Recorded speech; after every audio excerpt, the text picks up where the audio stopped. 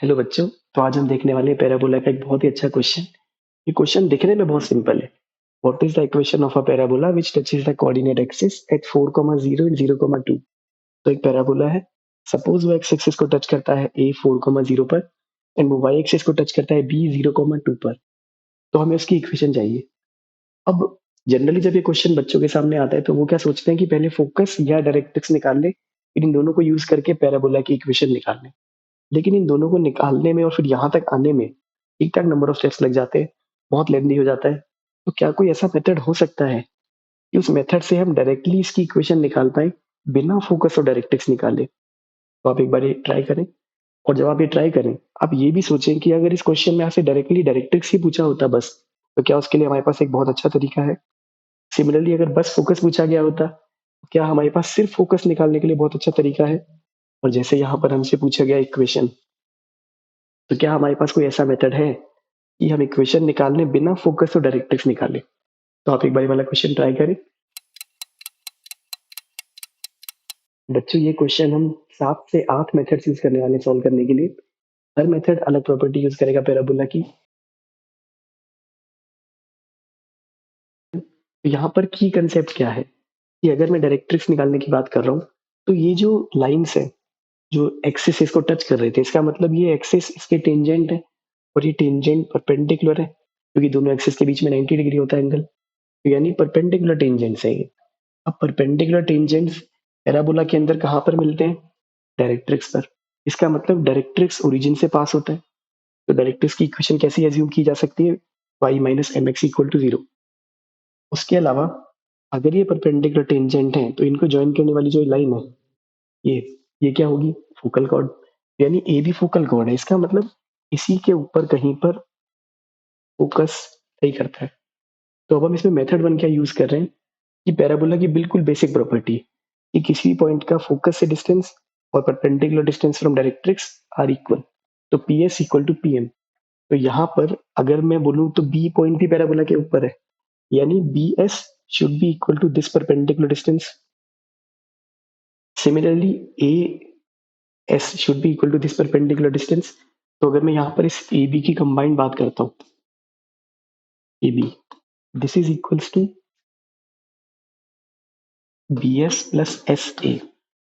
And parabola की property से ये जो बी एस है ये बी एम के बराबर है।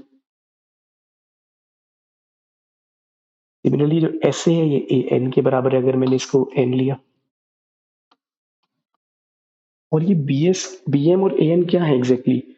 इस पॉइंट से इस लाइन पे परपेंडिकुलर डिस्टेंस वो कैसे निकालते थे? पॉइंट पुट करके root A square plus B square. तो ए बी की लेंथ तो डिस्टेंस फॉर्मूला से आ जाएगी लेफ्ट में, तो ये आ जाएगा रूट। तो ये क्या आ जाएगा? रूट 20। इस तरफ क्या आएगा? B M. तो 0,2 से यानी कि 2 minus M into 0 and root 1 plus M square plus. Similarly sir 4,0 रखेंगे तो 0 minus 4m upon root A square plus B square. तो ये इक्वेशन आ गई एम के अंदर। अब इसमें जो मॉड है वो हम कैसे हटा सकते हैं? यहाँ पर तो ये मॉड डायरेक्टली हट सकता है क्योंकि ये 2 है, ये भी पॉजिटिव, तो ये हट जाएगा। उसके अलावा यहाँ पर मैं कह सकता हूँ कि जो डायरेक्ट्रिक्स है, ये लाइन, इसका स्लोप कुछ नेगेटिव ही होगा, यानी ये ओवरऑल नेगेटिव क्वांटिटी है। ऐसा कह सकते हैं कि इसका मतलब एम नेगेटिव है, तो नेगेटिव इंटू नेगेटिव या पॉजिटिव है, तो यानी ये मोड डायरेक्टली हट सकता है। यानी इस इक्वेशन में आप चाहो तो ये हटा सकते हो दोनों मोड, और अब बस इसको स्क्वायर करके आप एम सॉल्व कर सकते हो। तो एम का आंसर क्या आएगा यहाँ से? -2। तो आपके पास इक्वेशन आ गई डायरेक्ट्रिक्स की y plus 2x equals to 0। तो अब हम देखते हैं कि दूसरा मेथड क्या हो सकता था एम निकालने का। तो यहाँ पर हमें पता है कि ये y माइनस एम एक्स इसका डायरेक्ट्रिक्स है। तो हम यहाँ कौन सी प्रॉपर्टी यूज कर रहे हैं कि अगर किसी फोकल कॉर्ड पर डायमीटर मानकर एक सर्कल बनाया जाए तो वो डायरेक्ट्रिक्स को टच करता है, ये प्रॉपर्टी है। तो यहाँ पर अगर इसका मतलब कि मैं अगर ए बी पर एक सर्कल बनाता तो इस लाइन को टच करता। तो ऐसा भी कहा जा सकता है कि इस डायमीटर के एग्जैक्ट बीच में से जो पॉइंट होगा उससे परपेंडिकुलर डिस्टेंस इस लाइन का रेडियस के बराबर होना चाहिए। यानी इस लाइन के मिड पॉइंट जहां पर भी इसका मिड पॉइंट है, तो अगर इसका मिड पॉइंट इधर है कहीं, तो इस मिड पॉइंट से इस लाइन का परपेंडिकुलर डिस्टेंस रेडियस के बराबर होना चाहिए। और रेडियस ए बी हमारा डायमीटर है तो रेडियस उसका हाफ हो जाएगा। यानी मैं कह सकता हूँ कि ये जो लाइन है y माइनस एम एक्स, इसका डिस्टेंस इस ए बी के मिड पॉइंट से, तो इसका मिड पॉइंट क्या होगा 2,1। तो 2,1 से इस लाइन का परपेंडिकुलर डिस्टेंस किसके बराबर होना चाहिए, इस इसको डायमीटर मान के जो सर्कल बना उसके रेडियस के बराबर। तो यहाँ पर हम बोलेंगे कि perpendicular distance of directrix from S from M 2,1 should be equal to radius. तो यानी पॉइंट पुट करेंगे परपेंडिकुलर डिस्टेंस के लिए, तो 1 minus 2m upon root 1 plus M square, this should be equal to radius. Diameter की length कितनी आई थी √20, रेडियस क्या हो गया उसका हाफ। यहाँ से डायरेक्टली एम में इक्वेशन आ गई। अब यहाँ से सॉल्व करेंगे तो एम क्या आ जाएगा -2। तो अब हम देखते हैं कि हमें एम और कैसे निकाल सकते थे। तो हमने जो लास्ट प्रॉपर्टी पढ़ी कि फोकल कॉर्ड पर जो सर्कल है वो डायरेक्ट्रिक्स को टच करता है। इसका मतलब इस सेंटर से इस पॉइंट ऑफ कांटेक्ट पे अगर मैं लाइन बनाता हूँ तो ये दोनों लाइन परपेंडिकुलर होंगी आपस में। यानी इसका स्लोप जो होगा, इसका स्लोप -1/m होगा। तो अगर मैं इसका स्लोप निकाल पाऊँ, अब ये सर्कल कहाँ टच करता है इस डायरेक्ट्रिक्स को, ओरिजिन पर। इसका मतलब क्या हुआ कि ये पॉइंट ओरिजिन है। इसका मतलब सीओ का स्लोप जो भी होगा -1 अपॉन इसका स्लोप होगा डायरेक्ट्रिक्स का। तो स्लोप ऑफ सीओ क्या आ जाएगा y2 minus y1 upon x2 minus x1। तो सीओ का स्लोप आ गया 1/2। तो डायरेक्ट्रिक्स का स्लोप क्या आ जाएगा -2। तो यहाँ से डायरेक्ट्रिक्स का स्लोप आ सकता है डायरेक्टली। किसी फोकल कॉर्ड पर दो टेंजेंट्स जहाँ इंटरसेक्ट हुए, अगर उन्हीं पॉइंट ऑफ कॉन्टेक्ट पे मैं नॉर्मल भी बनाता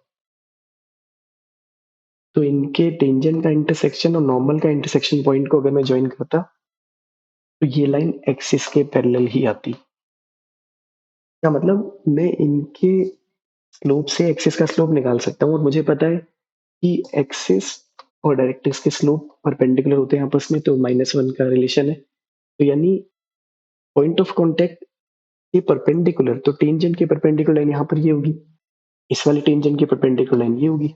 यानी नॉर्मल का पॉइंट ऑफ इंटरसेक्शन क्या आ गया, यहाँ से आया 4, इधर से आया 2, तो ये आ गया नॉर्मल्स का इंटरसेक्शन 4,2।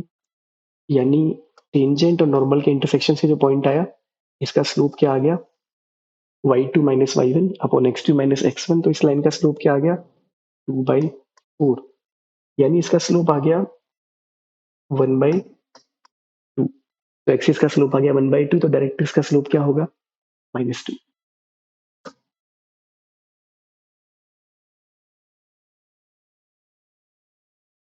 तो अब हम देखते हैं कि हमारे पास फोकस निकालने के लिए क्या क्या मेथड्स हैं। तो मैंने पहले फोकस को अल्फा कोमा बीटा एज्यूम किया। अब क्योंकि ये भी फोकल कॉर्ड है तो यानी अल्फा कोमा बीटा इस लाइन को सेटिस्फाई करना चाहिए। इस लाइन की इक्वेशन निकाली, दोनों पॉइंट दिए हुए थे, फिर इसमें पॉइंट पुट कर दिया। तो अल्फा बीटा में एक रिलेशन तो यहाँ से आ गया। अब क्योंकि अल्फा बीटा दो वेरिएबल है तो दो इक्वेशन चाहिए। तो दूसरी इक्वेशन कैसे निकाली, P S equal to P M. यानी किसी भी पॉइंट जो पैराबोला पर है उसका फोकस से डिस्टेंस बराबर होना चाहिए डायरेक्ट्रिक्स से डिस्टेंस। डायरेक्ट्रिक्स हम पीछे निकाल चुके हैं 5 + 2x। बस क्या करना है, इस पॉइंट का फोकस से डिस्टेंस बराबर करना है perpendicular distance from this line. तो पॉइंट पुट करेंगे यहाँ पर 2 प्लस 0। बेसिकली मैं अभी क्या लिख रहा हूँ यहाँ पे, ये जो परपेंडिकुलर डिस्टेंस होगा ये, तो B M should be equal to B S. ये बी एम लिख रहा हूँ मैं।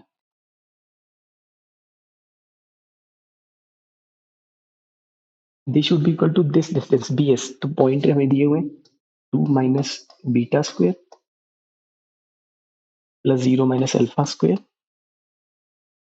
अब अल्फा बीटा में एक रिलेशन ये भी है, तो आप चाहो तो अल्फा यहाँ से भी रख सकते हो। तो अल्फा रखेंगे तो पूरी इक्वेशन अल्फा में आ जाएगी। इसको सिंप्लीफाई करके आप अल्फा निकाल सकते हो। अल्फा आएगा तो बीटा भी आएगा। तो यहाँ से अल्फा क्या आएगा 4/5 और बीटा आएगा 8/5। तो ये हमारे पास फोकस के कोऑर्डिनेट्स आ गए। लेकिन थोड़ा सा कैलकुलेटिव तरीका है ये वाला, तो हम इससे नेक्स्ट मेथड देखते हैं फोकस निकालने के लिए। तो बच्चों हम देखते हैं कि अल्फा बीटा हम और कैसे निकाल सकते थे। एक तो अल्फा बीटा का रिलेशन यहाँ आ गया था ऑलरेडी। दूसरा तरीका क्या हो सकता है, तो एक प्रॉपर्टी होती है image of focus about any tangent lies on directrix. यानी फोकस की इमेज किसी भी टेंजेंट के अबाउट अगर ली जाए, तो इसकी अगर मैं इमेज लेता हूँ परपेंडिकुलरली ऐसे, तो वो डायरेक्ट्रिक्स पर ही लाई करेगी हमेशा। तो ये हमेशा डायरेक्ट्रिक्स वाली लाइन पर ही लाई करेगी। तो यहाँ पर इसकी इमेज डायरेक्ट्रिक्स पर लाई करेगी। तो ये कंसेप्ट अगर हम यहाँ लगाते हैं, तो यहाँ पे ये भी एक टेंजेंट है, यानी एस की इमेज इसके अबाउट लेने पर y प्लस टू एक्स को सेटिस्फाई करनी चाहिए।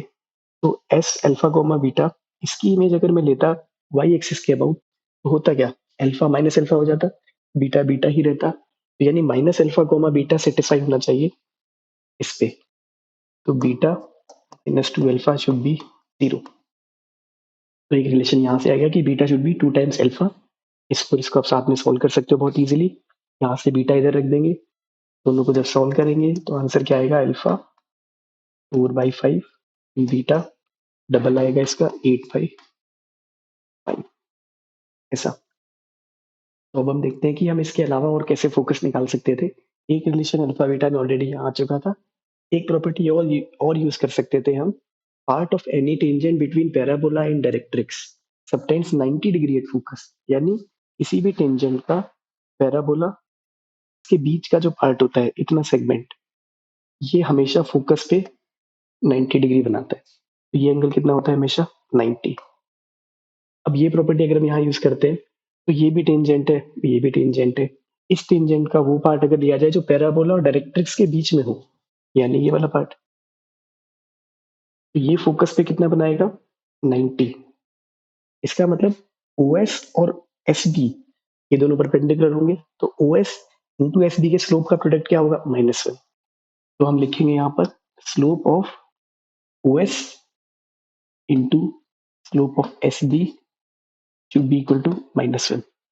अभी जो SB है, इसका स्लोप एक्चुअल में AB के स्लोप के बराबर होगा। AB का स्लोप क्या होगा, y2 minus y1 x2 minus x1। ये क्या आ गया, -½ तो ये है -½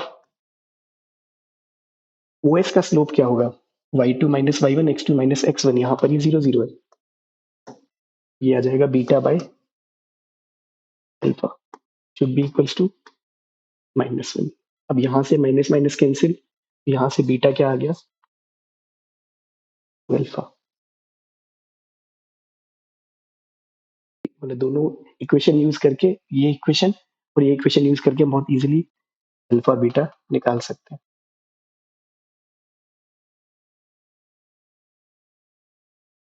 तो बच्चों हमने फोकस और डायरेक्ट्रिक्स निकाल लिया, तो इसलिए अब हम PS इक्वल टू PM ये डेफिनेशन यूज करके, अल्फा बीटा फोकस है, डायरेक्ट्रिक्स ये हो गया, ये इक्वेशन यूज करके हम पैराबोला की इक्वेशन निकाल सकते हैं। अब यहाँ पे इक्वेशन आ गई, लेकिन ठीक ठाक नंबर ऑफ स्टेप्स है। तो अब हम देखते हैं कि क्या हम बिना फोकस और डायरेक्ट्रिक्स निकाले क्या इस पैराबोला की इक्वेशन हम निकाल सकते थे। तो इसको मैंने क्या किया, एक जनरल इक्वेशन मान ली, कोई भी कोने की इक्वेशन। तो उसके अंदर 6 वेरिएबल्स होते हैं, स्टार्टिंग में 6 कोफिशिएंट्स होते हैं।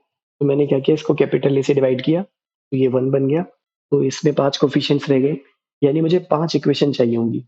अब सुनने में लगता है 5 इक्वेशन बहुत ज्यादा है, लेकिन इसको हम ऐसे सॉल्व करेंगे कि बहुत छोटी छोटी इक्वेशन आएंगी। जैसे फॉर एग्जाम्पल, ये पैराबोला इस लाइन को कट नहीं करता, टच करता है। इसका मतलब इस लाइन को इसके साथ सोल्व किया जाए, तो नंबर ऑफ सॉल्यूशन 2 नहीं आएंगे, 1 आएंगे। यानी अगर मैं इस लाइन को, और ये लाइन क्या, एक्स एक्सिस, यानी y इक्वल्स टू 0, यानी मैं y इक्वल्स टू 0 के साथ अगर ये कोनिक सोल्व करता, तो जो मेरे रूट्स आते, पहली बात तो उसमें x की वैल्यू आती 4। उसके अलावा ये अगर क्वाड्रेटिक भी बनती, उसका आंसर एक ही आता। तो मैं y 0 रखूंगा, तो यहाँ पे इक्वेशन क्या बनेगी, x² plus 2gx plus c equals to 0। अब एक्चुअल में ये जो इक्वेशन है, इसके रूट्स मुझे पता है, रिपीट हो रहा है 4 2 बार। तो ये इक्वेशन किसके बराबर है, इसके। तो यहाँ से आप सीधा कंपेयर करके g आ जाएगा -4 एंड c आ जाएगा 16। तो आपके दो ऑलरेडी वेरिएबल आ चुके हैं इतनी छोटी सी इक्वेशन में। अगर मैं ऐसे ही बोलता कि ये पैराबोला इस लाइन को, यानी y एक्सिस मतलब x इक्वल टू 0 को टच करता है, कट नहीं करता, तो यानी x इक्वल्स टू 0 को जब इस कोने के साथ सॉल्व किया जाएगा यानी x0 रखा, इक्वेशन बनी ये 2fy प्लस सी ऑलरेडी आ चुका है ऐसा। अब ये इक्वेशन बननी क्या चाहिए थी, क्योंकि मुझे पता है ये y में क्वाड्रेटिक और एक्चुअल में इसके रूट एक ही है रिपीटिंग, तो यानी ये परफेक्ट स्क्वायर बनता तो ये इसके बराबर बनता, क्योंकि y का 2 सॉल्यूशन है, यहाँ पे 2 पॉइंट पे वो टच हो रहा है, तो यानी यहाँ से आप कंपेयर करोगे तो b आ जाएगा 4 और f आ जाएगा -8। अब यहाँ पर 5 में से 4 वेरिएबल आ चुके हैं ऑलरेडी और कुछ खास कैलकुलेशन भी नहीं हुई। अब इसके अंदर h रह गया। अब h इसलिए नहीं आया क्योंकि हमने अभी तक क्या बोला, ये कोनिक इन दोनों एक्सिस को टच करता है।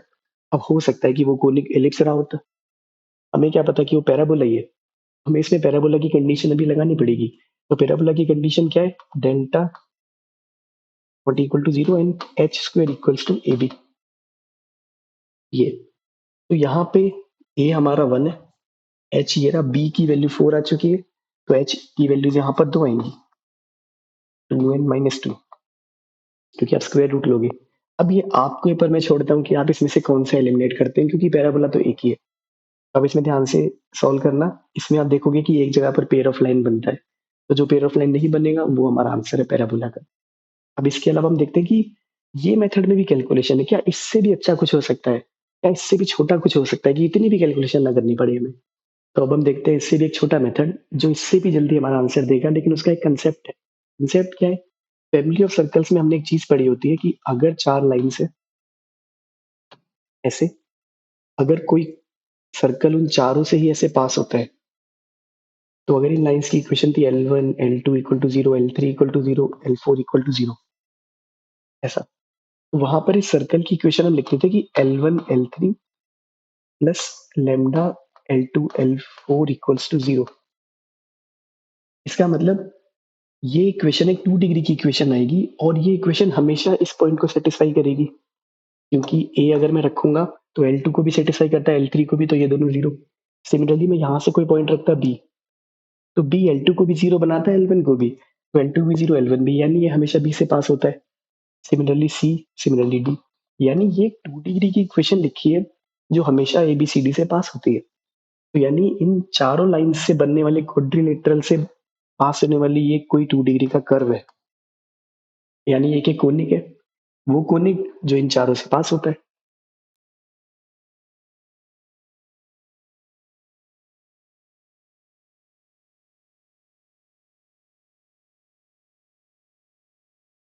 तो अब हम देखते हैं कि इस कंसेप्ट का एक्सटेंशन यहाँ पर कैसे यूज हो रहा है।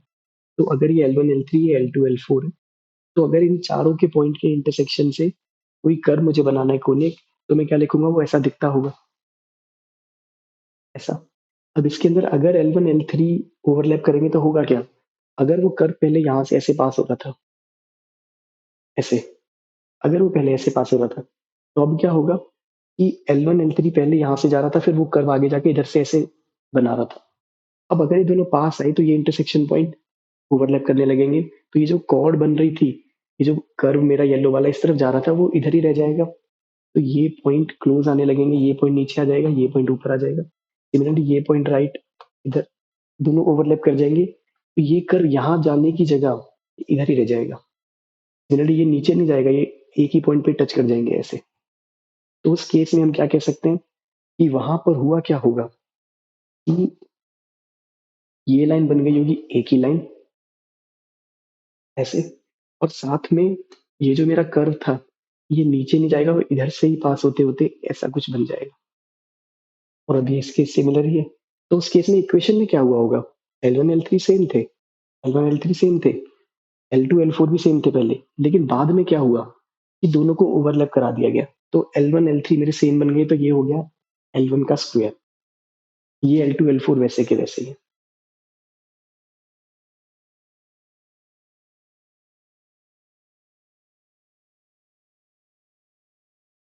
तो यहाँ पर अगर मैं लिखता, ये मेरा था x एक्सिस यानी y इक्वल टू 0, ये था x इक्वल टू 0, तो ये है x इक्वल टू 0। अब यहाँ पे क्या हुआ, L2 L4 ये रहे, तो L1 L3 ये वाली लाइन बन गई, और ये लाइन यहाँ पर क्या है, AB। तो AB की इक्वेशन क्या है, x प्लस 2y माइनस 4 और यही लाइन L1 भी है L3 भी है तो उसका square plus lambda times L2 ये वाली लाइन L4 ये वाली line x equal to 0 y equal to 0 ये मेरा क्या आ गया वो कोनिक जो इन दोनों को टच करता है इस वाली लाइन के इंटरसेक्शन पे इस पे अब ये कोनिक भी कुछ भी हो सकता था कोई भी कोनिक हो सकता था अब इसको पैराबोला बनाने की कंडीशन क्या है इसके अंदर जो हम इसको सिंप्लीफाई करेंगे तो H square should be equals to A B अब आप यहाँ सिंपली सॉल्व करोगे तो लेमडा की वैल्यू आ जाएगी लेमडा यहाँ पर एक आएगा 0 और एक सिंपल सा नंबर आएगा तो 0 हो नहीं सकता क्योंकि तभी पेयर ऑफ लाइन आ जाएंगी और ये पेयर ऑफ लाइन वही वाली लाइन है जो पीछे वाले एच के अंदर एक वैल्यू एलिमिनेट हुई थी तो यहाँ से सीधा आंसर आ जाएगा लेमडा का एक स्टेप ये दूसरे स्टेप के अंदर आपका लेमडा आ गया और आपकी इक्वेशन आ गई तो यहाँ से बहुत अच्छा सा कंसेप्ट निकल कर ये भी आ रहा है कि अगर कभी भी कोई भी आपके पास दो लाइन्स हैं अगर कोई कोड ऑफ कॉन्टेक्ट दे दी गई आपको ऐसे कोई भी कोनिक जो इधर से टच करता होगा इसको उस कोनिक की हमेशा इक्वेशन क्या होगी ये दोनों लाइंस अगर ये L1 L3 है प्लस लेमडा टाइम्स अगर इस लाइन की इक्वेशन L है इसकी 0 ये तो ये मेथड हमारा बहुत इजीली बहुत सारे क्वेश्चन में आंसर दे सकता है जैसे आपने सर्कल्स में भी ऐसे क्वेश्चन देखे होंगे कि एक सर्कल है जो यहाँ टच करता है इन दोनों को इसकी इक्वेशन भी लिखी जा सकती है L1 L3 plus lambda L square तो ये बहुत इजीली आंसर देगा बहुत सारे क्वेश्चंस में तो होपफुली आपको मेथड अच्छा लगा होगा बाकी मिलते हैं नेक्स्ट क्लास में